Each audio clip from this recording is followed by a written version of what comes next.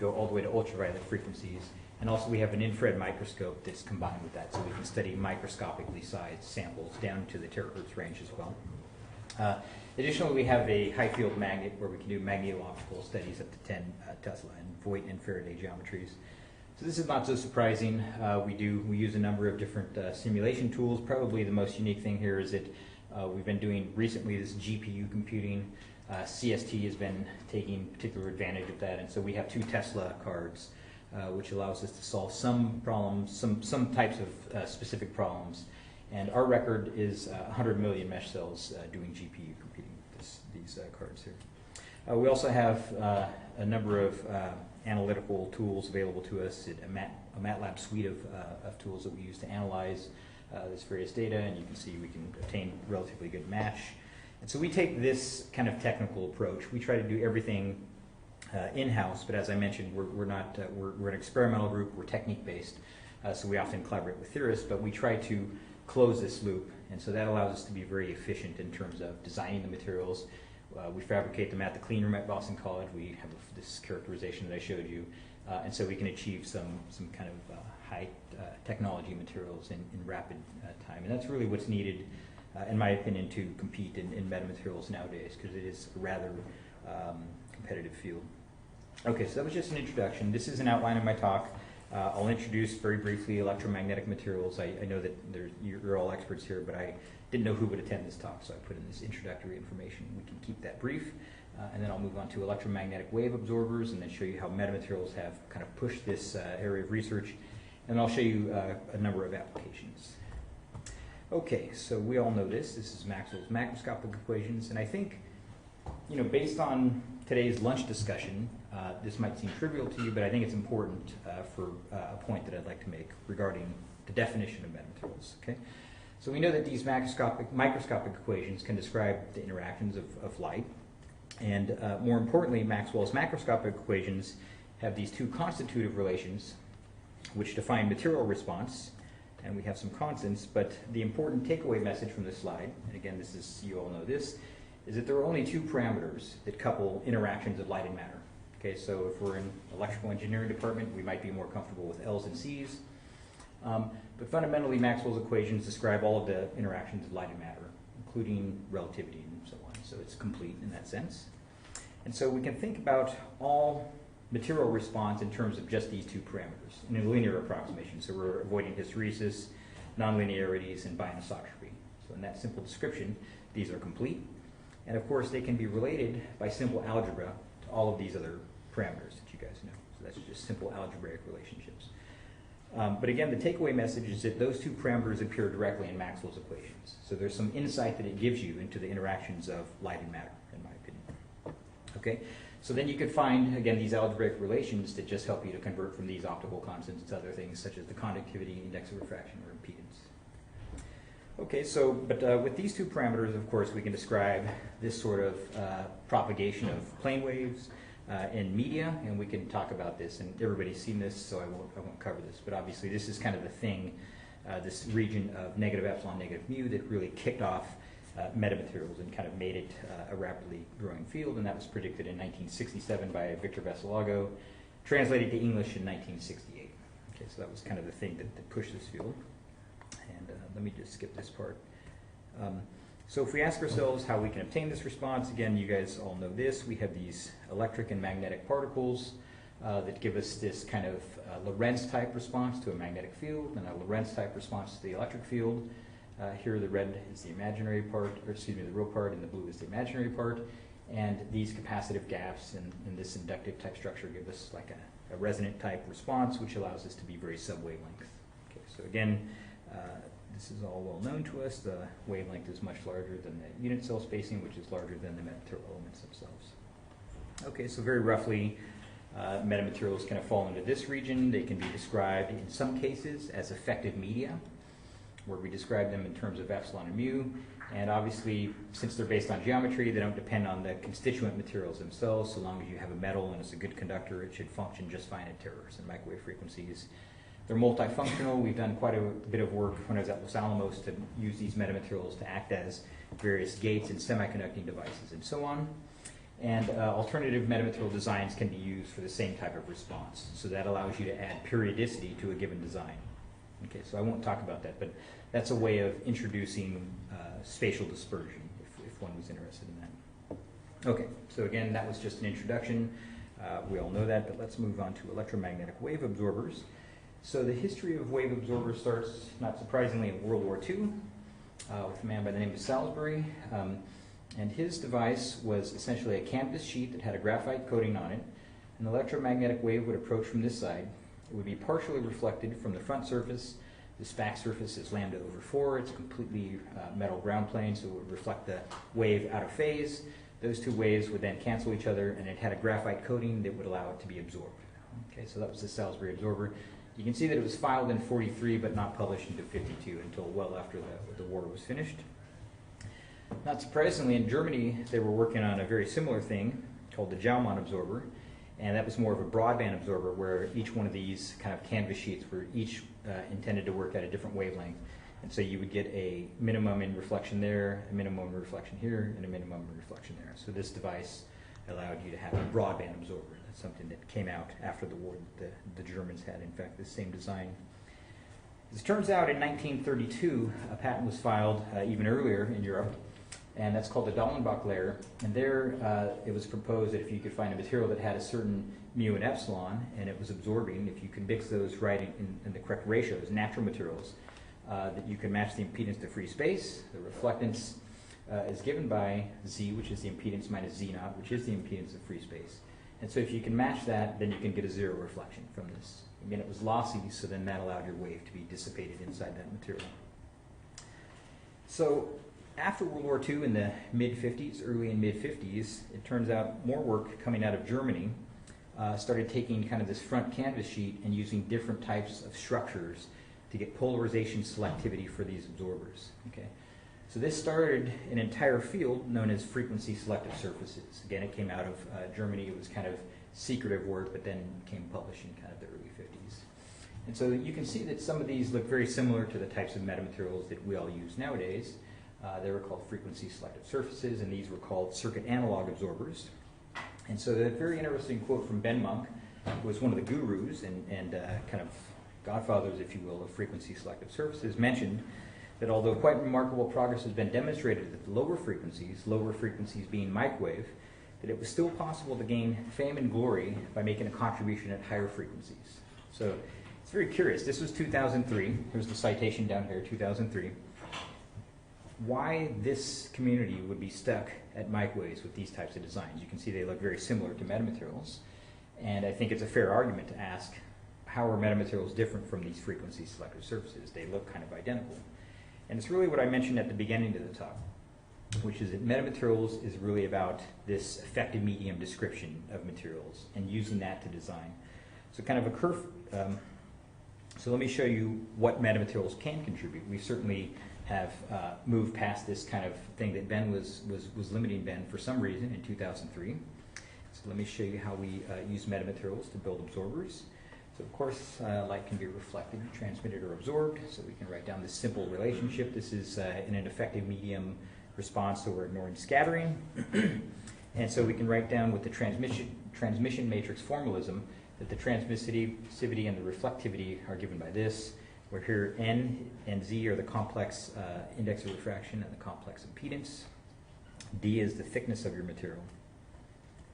And so if we think about just the normal incidence reflectance, that's the reflection coefficient squared. Again, if we're impedance matched, then the reflection is 0. And in that case, then the transmission is just simply given by e to the minus 2 n2 kd. Okay? And so the absorption is completely described by n and z. You need these two complex parameters to describe the absorption. A frequency selective surface is just that. It's a description of a surface by one quantity, the impedance. And I mentioned at the beginning that you need these two complex quantities to completely describe the interactions of light and matter. And that gives you great insight in how to construct an absorber. So for example, you can make a resonator in epsilon, you can make a resonator in mu, you can make those oscillator strengths approximately equal. At their resonant frequency, they're lossy, N2 peaks, and you have a very highly efficient absorber. Okay, so what do they look like? These are the types of structures that you might use to obtain this condition. Impedance match, we can make these equal, as I mentioned, and you can get a very lossy material. But in practice, we don't really do that. What we do is we take one of these electric ring resonators, we space it closely to a ground plane. A wave comes in this direction. It's polarized vertically in the electric field. So this front geometry gives you a resonant response to epsilon. The magnetic field threads in between these two metallizations, and you can get an effective magnetic type response. And you can see that you have two independent control knobs to independently tune epsilon and mu. The geometry of the front structure tunes epsilon. The distance, length, and width of this front structure tunes mu. And so by that, you can fine-tune this structure to get an impedance match. Does it work? Yes, it works. This is experimental data. I'm showing the absorption from 0 to 100% as a function of frequency on a log scale. This is some work done at microwave to within the signal and noise of the VNA was 100% absorptive. We could see that it was not 100%. We can scale that to terahertz frequencies. So at 1.6 we can get 97% absorption. Continue that scaling to infrared frequencies and get a 98% absorption, and continue that scaling on into the optical at 1.55 microns. So this is very trivial to do. The structures look slightly different as you scale them smaller and smaller.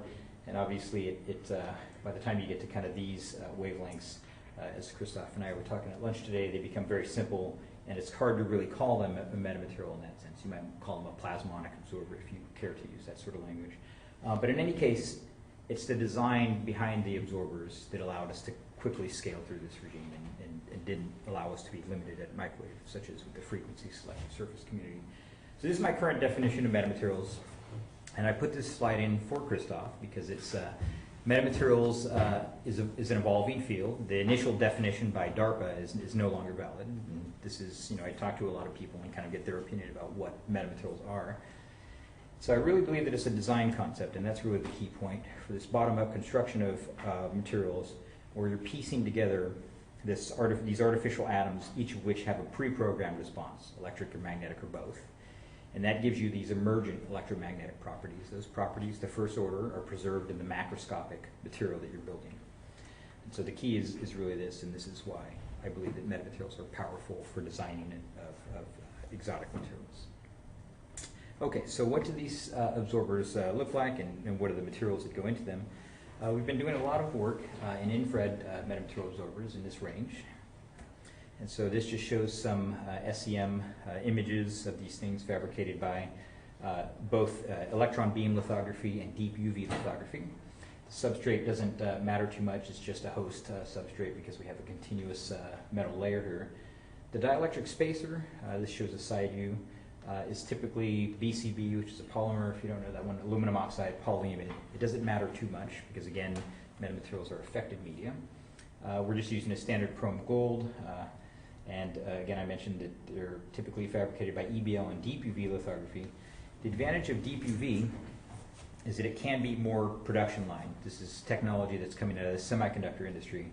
So for example, we fashioned these materials at NC State, North Carolina State University in the United States, and they have a 193 nanometer deep UV process that can crank out 100 6-inch wafers per hour. So if you really wanted to make these absorbers to control emission or control absorption, you could produce them on a large scale. We had actually a project from the Navy to produce these in large quantities, cranking out these 6-inch wafers, getting a number of them, stitching them together to make an absorbing fabric that was meters on the side, so not just, which you can't really do with the serial process such as EBL. And this just shows some typical dimensions. But let me show this slide because I wanted to kind of shift as the talk goes on and eventually focus to terahertz because that's the interest of this group. But this is just showing for these absorbers and metamaterials in general kind of the typical dimensions for microwave terahertz, long wave infrared, which some might call the thermal infrared, and short wave infrared, which might be like 2 to 5 microns or 1 point, depending on how you define the band. And the various techniques that one would use to fabricate these. So I think primarily we're working in this range in this group here. Question? Okay. Okay, so where does the energy go when it goes into these metamaterials? Where does the energy end up getting dissipated? This shows a breakdown, a study of where that energy gets dissipated. This is the front cross resonator by itself, the dielectric, and the ground plane. And this shows a side view of energy coming in to the absorber. And as you can see, based on this color map here, the majority of energy is dissipated in the dielectric. Metals are still pretty good at infrared frequencies. And that's not so surprising when you consider the Drude model, or at least a Drude kind of description of metallic response. So here it is plotting gold. The top panel is the reflectance as a function of frequency on a log scale and the conductivity. And so many people in the literature, of course, mention the importance of the plasma frequency. This is the frequency at which metals become transparent, and so obviously metamaterials shouldn't work where we don't have that metallic response. But more important for that, for the infrared and for terahertz, is the scattering frequency.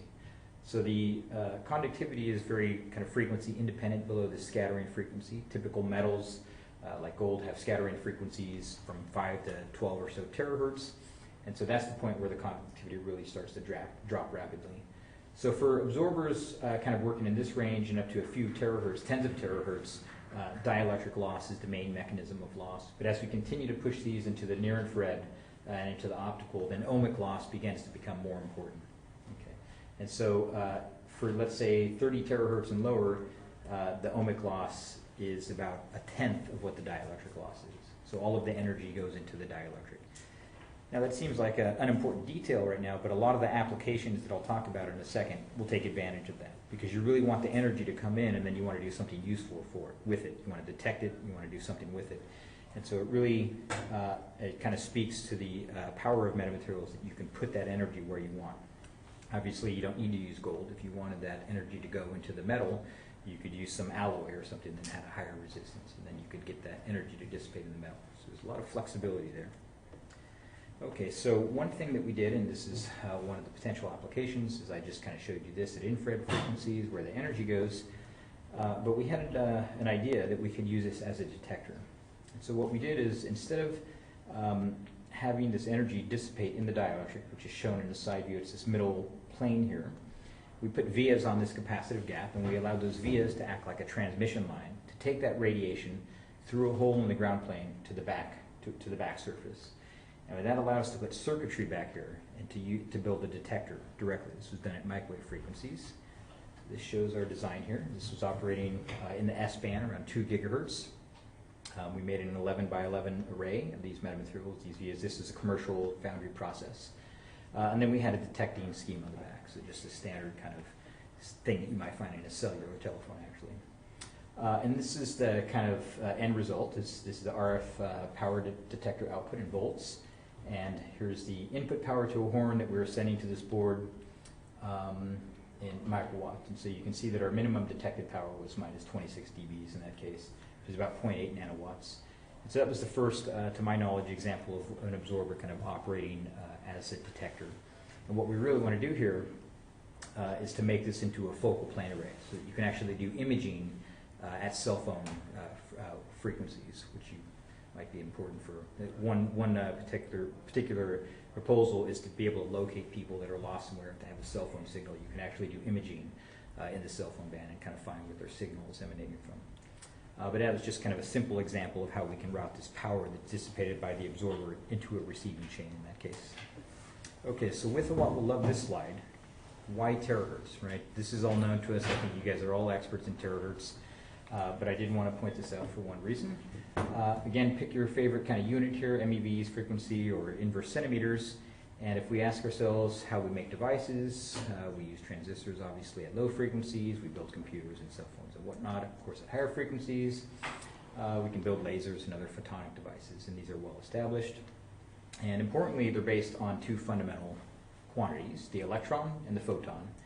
And of course, those 2 types of responses are difficult to push and overlap with each other, which is why we have this well-known terahertz gap. And for a long time, I've wanted to work and to use metamaterials to fill in this gap.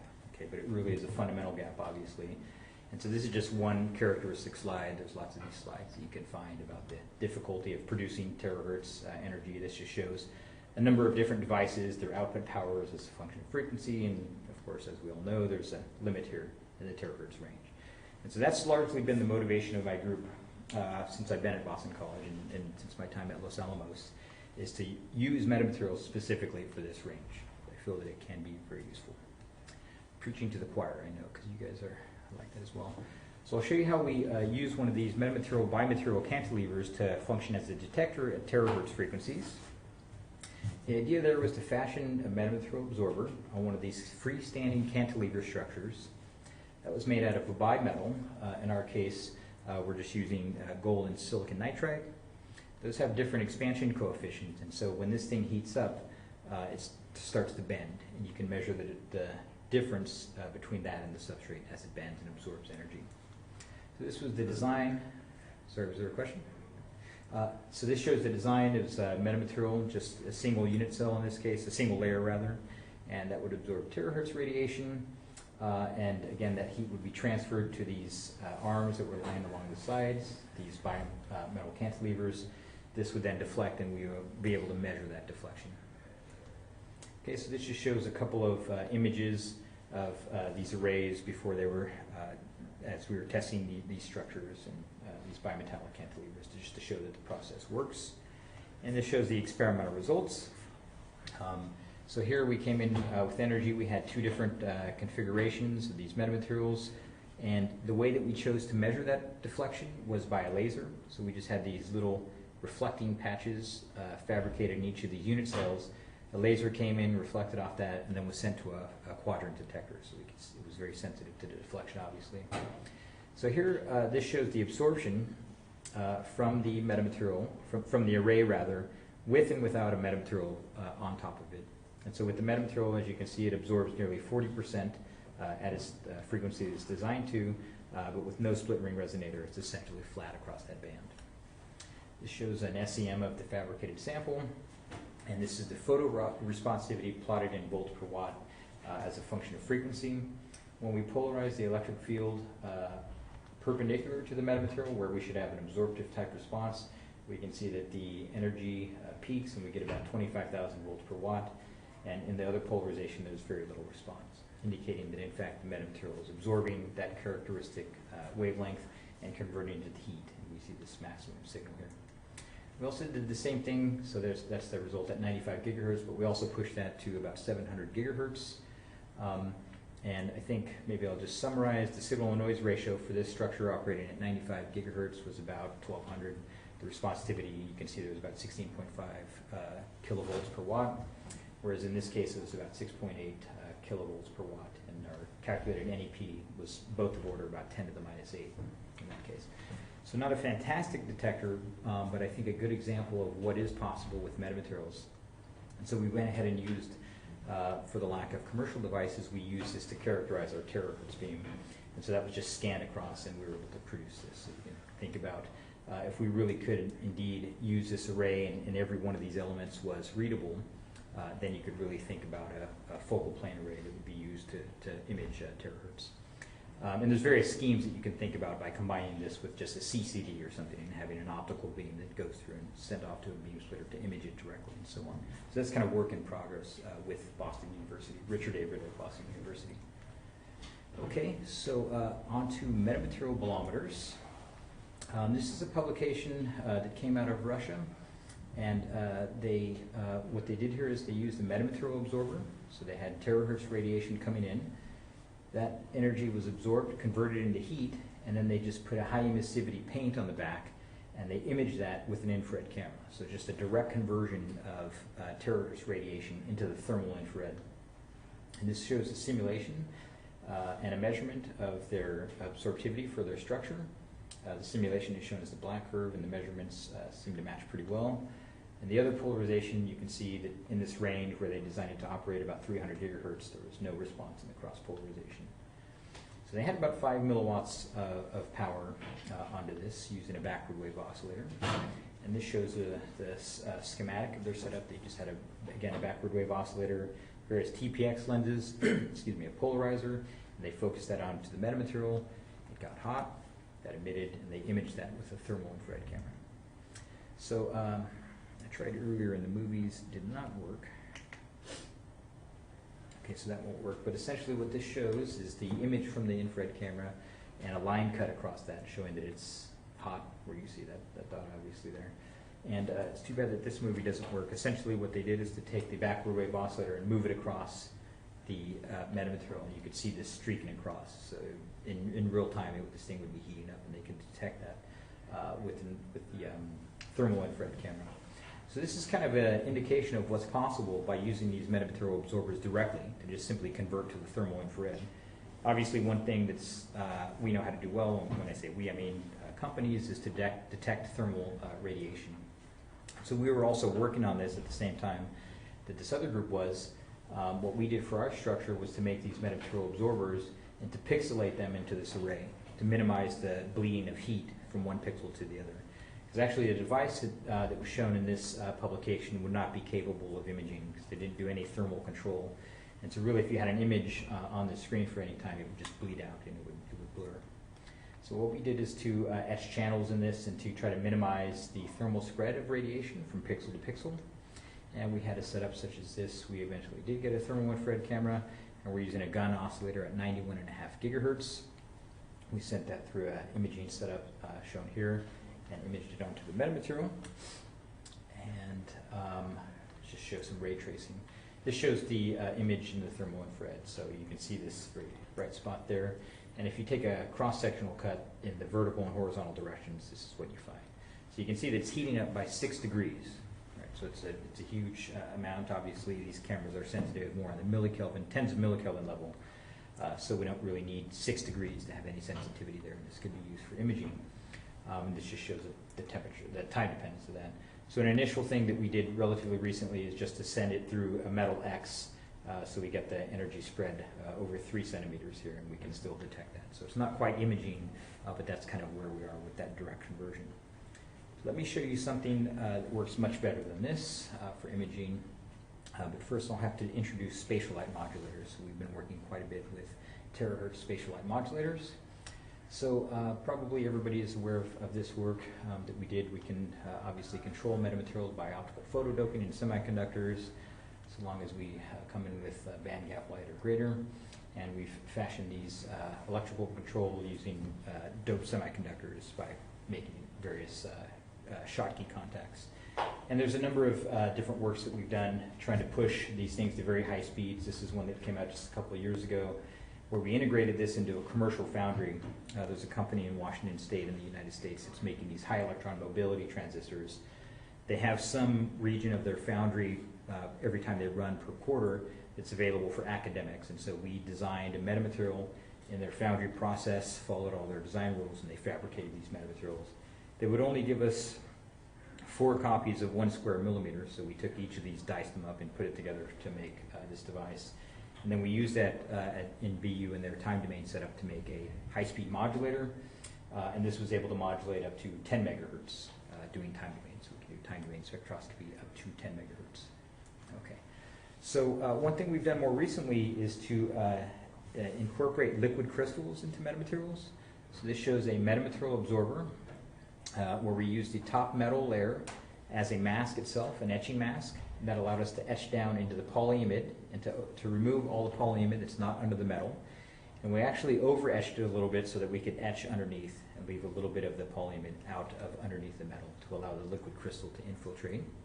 We then fill on top with liquid crystal, and then we can apply a bias between that top metal structure and the bottom ground plane. Okay, so we fill it with liquid crystal. And this shows the results at 1 kilohertz square wave modulation between 0 and 4 volts. And so there we get a decent absorption peak of about 85%, and under application of 4 volts at 1 kilohertz, we can shift that by some percentage. And so that allows us to have this tunability there. We use 5CB. This has published values ranging from about 0.1 delta N to 0.2, and this just shows some dimensions. And we achieve about 30% tuning here using this liquid crystal metamaterial at 2.62 terahertz. So we're in the process of using this to make spatial light modulators. Let me show you something that's working a little better than the liquid crystal approach, is to again use this semiconductor approach.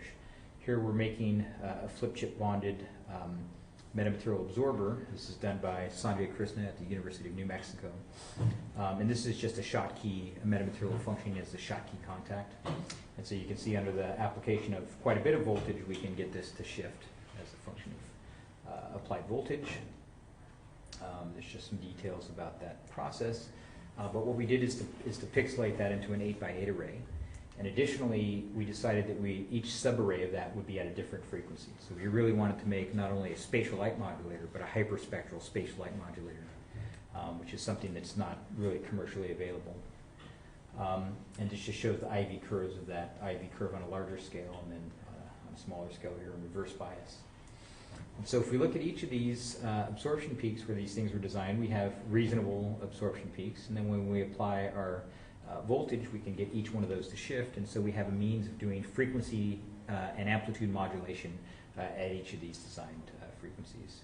And so they're all achieving about a 30 to 55% amplitude modulation at the designed frequency. And we ended up having 2 dead pixels in this design. This just shows a false color image of the amplitude of the modulation of the absorption as a function of, this one is a function of applied bias, and this one is the maximum. And then again, another false color plot showing the frequency that each one of these was responding at. So you can see these blue colors gradually change as you move from bottom right to top left, indicating that in fact there's some systematic offset in this production process, so they're not all spot on. But it's something that we're working with collaborators at UNM to fix. Okay, and then this shows, see if this one is working. It just shows a scan over frequency. So we imaged this in our microscope. And so the top left, we're just scanning across the differential absorptions here. So each of these peaks will go positive and minus across this spatial light modulator. And so this is a real image, a real hyperspectral image as we scan through frequency. So just indicating that, again, we have these 2 dead pixels, but largely this can function as a spatial light modulator. So let me show you some results then. So this is kind of the main thing that I wanted to talk about today, which is single pixel terahertz imaging. Okay, so preaching to the choir, I know, but it's trivial to, of course, buy an iPhone with 2 megapixels on it, or any phone with 2 megapixels, 2 megapixel cameras on it, right, such as the iPhone. But of course, for terahertz, a very sensitive detector is weighing about 20 pounds, and it runs at cryogenic temperatures, and it gets fantastic signal-to-noise ratios and great NEPs, but it's very bulky. So trying to, of course, arrange that into an array is rather difficult. It seems like the people that are best at doing this are the people that are sending up satellites to do imaging in the terahertz range, and so this shows one of the ones that's at kind of NASA, I think it's NASA JPL, but actually I'm not sure, called Scuba 2. And there they have 37 microbolometers functioning. Okay, so it's still far removed from this kind of levels that are trivial to get in an optical range. So obviously, it's difficult to make the conventional type of focal plane arrays in the terahertz. So why bother? So obviously, one thing that we can do if we wanted to do some imaging is to use a pinhole. We can take an image. A pinhole is very good at producing images. It has infinite depth of field and so on.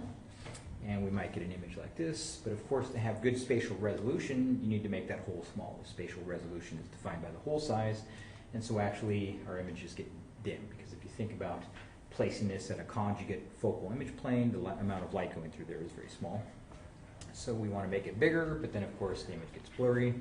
So then you think, okay, well let's make a series of pinholes, and that's going to let through more light. I know where I'm putting my pinholes, therefore I'll get an image like this, and since I know where I put these holes, I can kind of deconvolve that image. Okay, so that's a very simple hand-wavy explanation of what coded aperture imaging is. These techniques have been around a very long time, and they allow one to do single pixel imaging. So what we've been using are Hadamard masks. We use these, technically we use S matrices, which are related to Hadamard masks, where we take one of these Hadamard matrices, all the ones in this matrix are changed to zeros, and all the minus ones are changed to ones.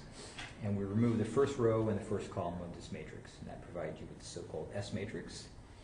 Each one of these rows can then be folded. This shows a 255 by 255 S matrix. You can then take that and fold that into an array such as this 15 by 17, and then each one of those rows would then be folded into this here. And this just shows each one of those rows folded into a 15 by 17 matrix.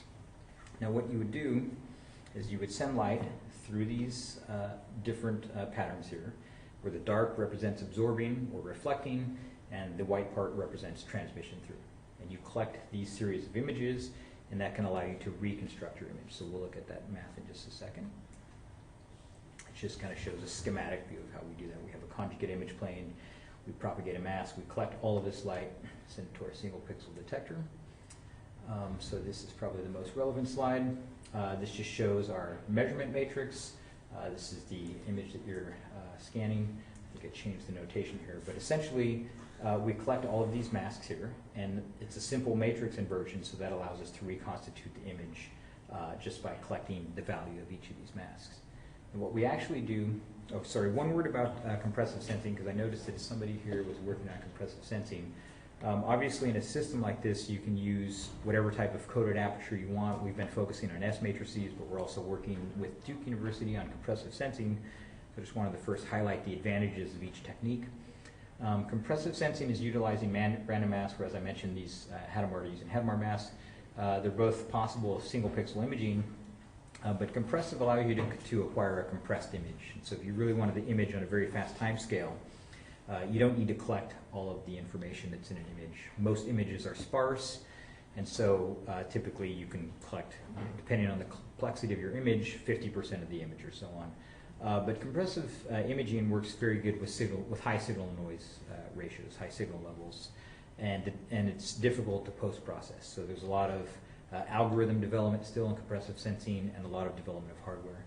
Whereas the Hadamard, it provides the best signal noise. Each one of these masks is completely orthogonal to each mask, and the imaging, as I mentioned, is just a matrix inversion, so it's trivial to decode these images. And here's what we actually do. In the terahertz range, we just use an arc lamp.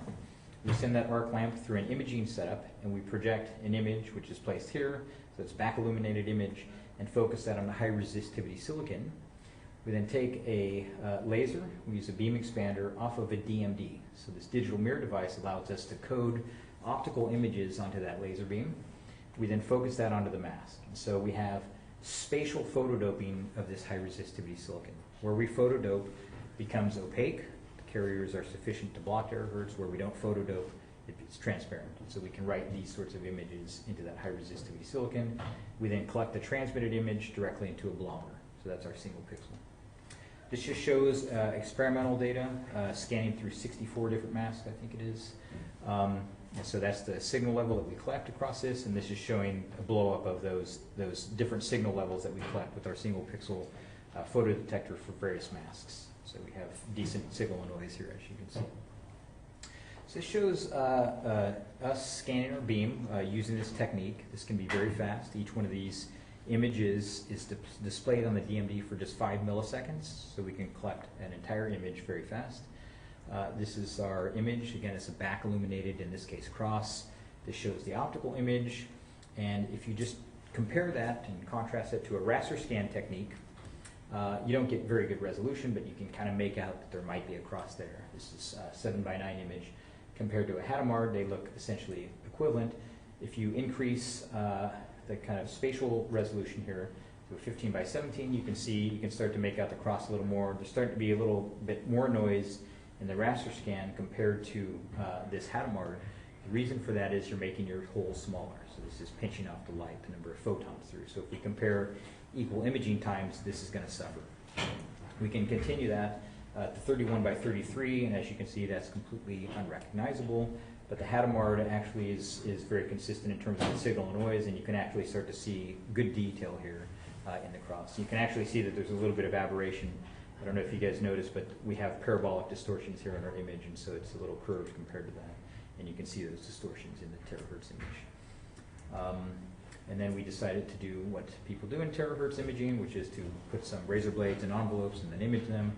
And so this shows there's 2 different crosses and then these razor blades that are each imaged. And as I mentioned, this is a very fast technique. The Hadamard mask gives you a high signal and noise. And so what we decided to do is to take a very compressed type of image, a pinhole, and just move that through a figure 8 and see if we can do real-time imaging of that moving through the terahertz beam. So this shows a real-time image collected using these Hadamard matrices and then deconvolving into that image. So real-time terahertz imaging. How much time do I have? We should stop wrapping this up. We should stop now. Wind it down. Okay, yeah, I think we're about done. So let me just point this out that probably we all know about terahertz, but I mean there's a lot of criticisms of metamaterials and a lot of difficulties that are discussed in the literature for metamaterials. Losses, the need of 3D structures, the fact that they're narrowband. A lot of people still believe that negative index equals metamaterials and the need for active control. But at terahertz, metals are still good metals, so the loss is not that significant. We don't need 3D structures. A single layer is very useful. It might be very difficult to describe as an effective mu or epsilon material, but the design principle gives you a lot of power. I showed it's useful for imaging, and here we can engineer epsilon and mu, and both are useful as a design concept. And I've shown that we've moved beyond this kind of just control of a single unit cell. We've done more monolithic integration, because that's really what we need to get to the next level, especially with devices. Okay, so since we're short on time, I will just, that's the conclusion, but let me just leave this, and I'd be happy to take any questions that you guys might have.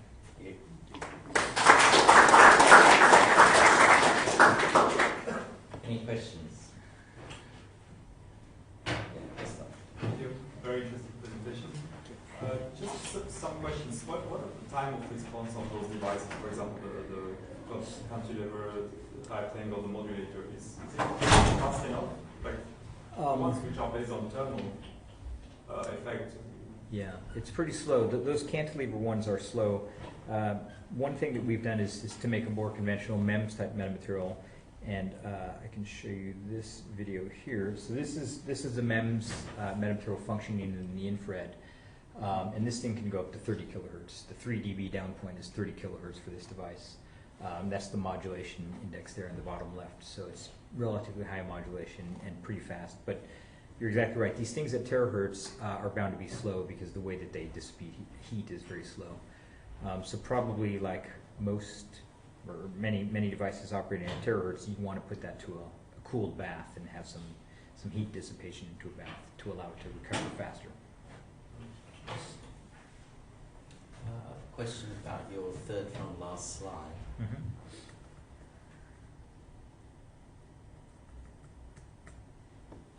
The bit that says sub-lattices broadband, you skipped that, but I was quite curious about that. Could you expand on it?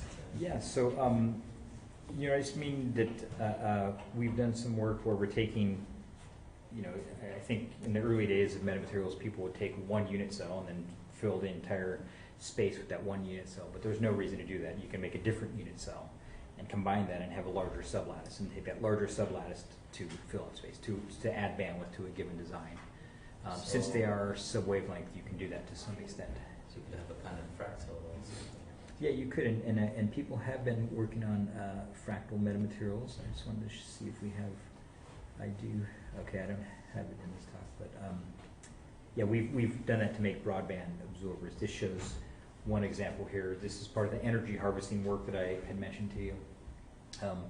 We wanted to use these metamaterial absorbers as emitters, and we wanted to use these in thermal photovoltaics. And so what people typically do is they'll use filters to get rid of the energy that doesn't, okay, well, they use that to filter out the low energy side and so on. But I thought, why not use a metamaterial to just emit very specific to the external quantum efficiency of a semiconductor. And so there we made metamaterials that had 16 unit cells in order to tailor the emissivity over a very broad band. And so that picture that was up there was a demonstration of that.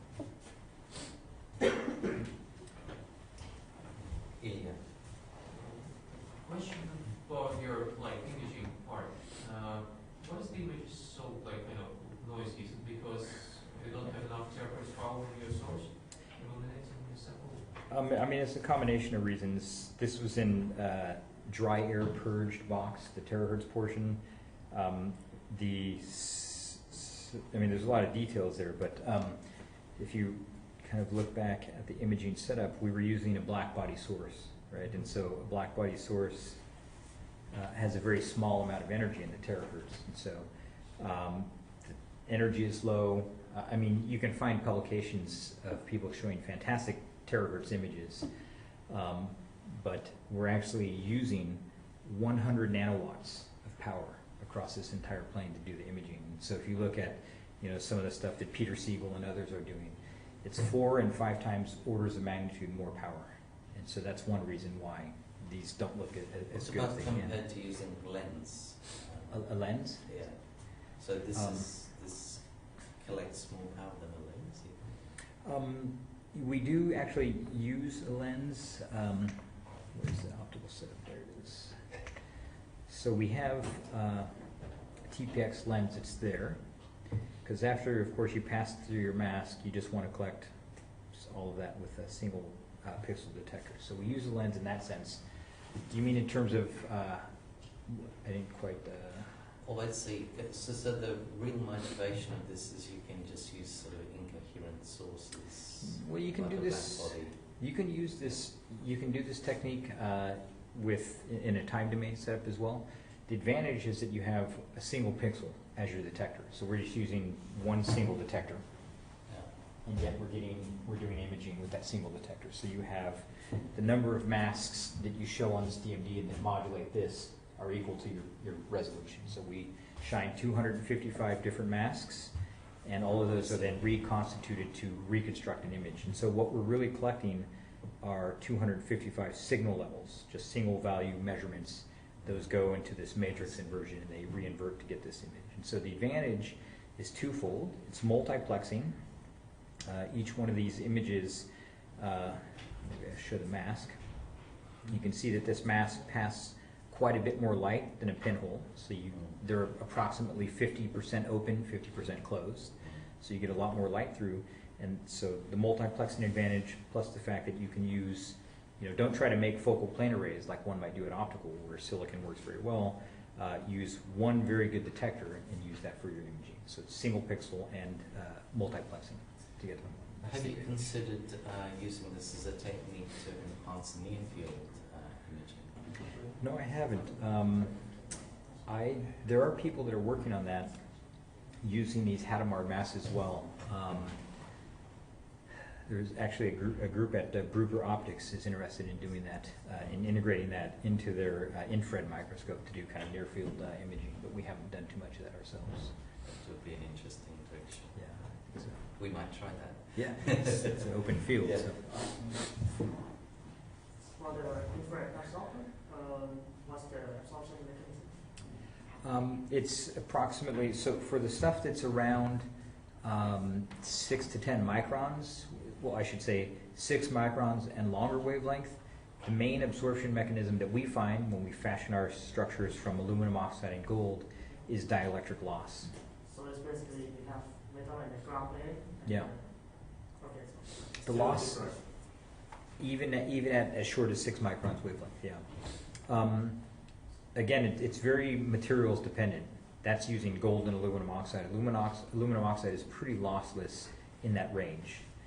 So if you didn't use gold, if you wanted to go to high temperatures or something and use tungsten or platinum, then the power would be dissipated quite a bit more as resistive heating in the metal.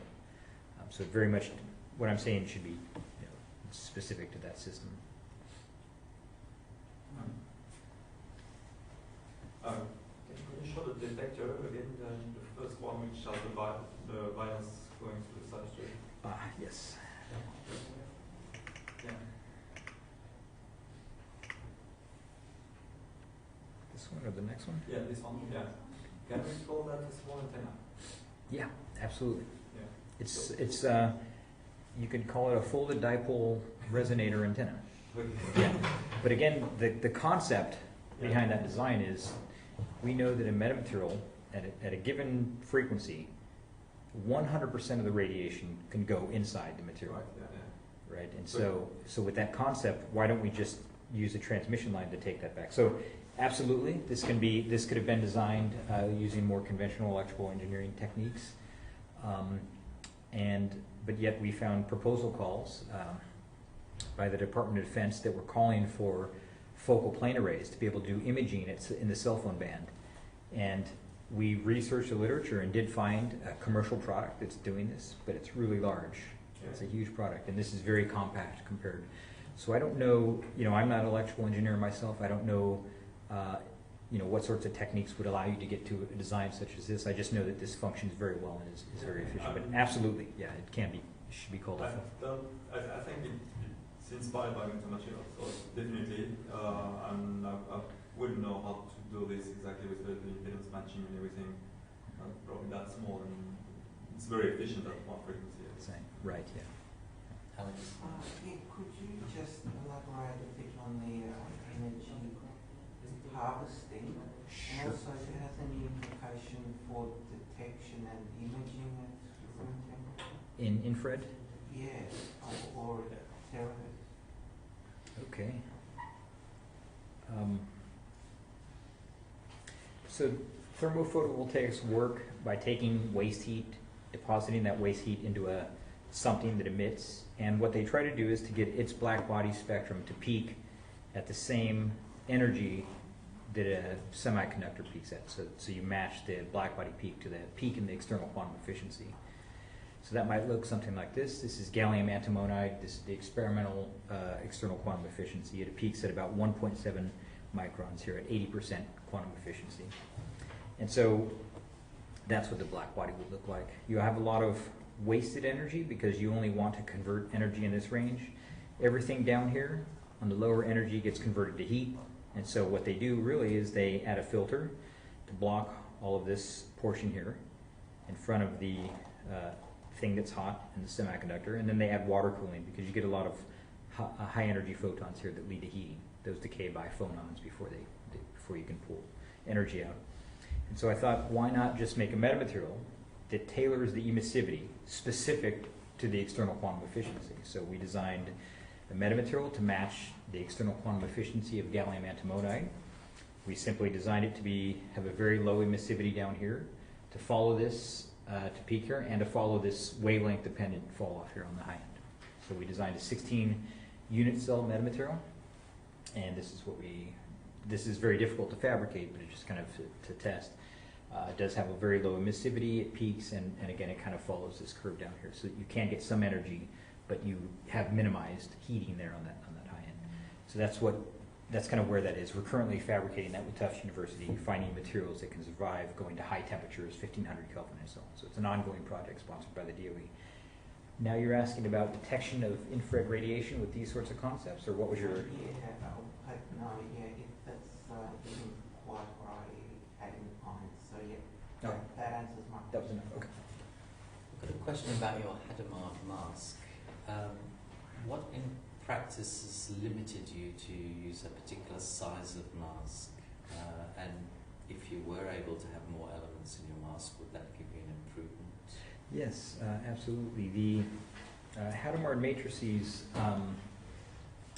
don't exist to all orders. They're kind of like prime numbers, so they creep up with various sizes of Hadamard masks can be made. And what limits us is the number of masks available. What we're really doing are S matrices, which are subtracting, again, the first row and first column. We could switch to this compressive sensing. We're actually doing compressive sensing, and so there you can have... I was talking about the array size of the mask. The total array size? Yeah. The resolution or Yeah. physical? The number of The pixels points. in it. Yes. Could you do a bigger one, and if not, what was actually limiting you? Yeah, no, we can't do larger ones. You know, if you make these masks too small, okay, again, I do the same thing. If you make those masks too small, then you can't get enough light through, so you just start to get diffraction. So we were limited by the diffraction, by the magnification of our imaging setup. We made those holes only a certain size to avoid diffraction. So with that imaging setup, we couldn't go smaller.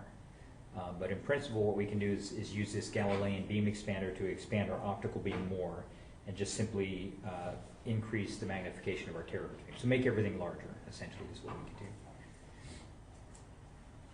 Questions? Okay, please join me in thanking Willie.